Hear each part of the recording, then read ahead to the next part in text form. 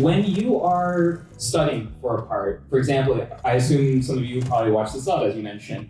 Do you try to match that, or do you try to put your own flair? Is it a mix of both? What do you do to kind of prepare for that role versus what has already been done?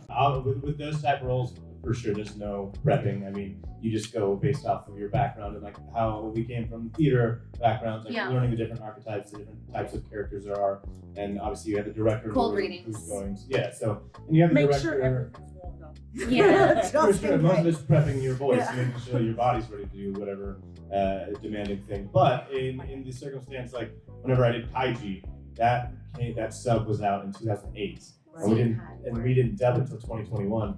So I was like, oh, I'm gonna watch this because it was one of my first like bigger like lead parts, and I was like, I want to make sure, and I want to do, I want to keep the intention. I don't want to just like go off and obviously like make your own flair, do your own thing with it. But I want to keep that same intent that the Japanese brought to it.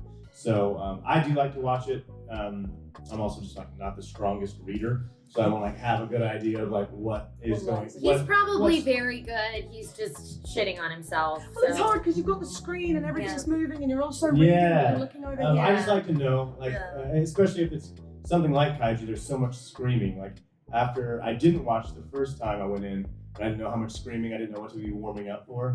And the next day, like I was supposed to record again, and I had shredded everything. I was like, maybe not today. Can we reschedule? So like knowing that kind of stuff, just knowing what is coming and not just like assuming that. So yeah, a little mix of both, bringing your own flair, but also like having a little bit of prep.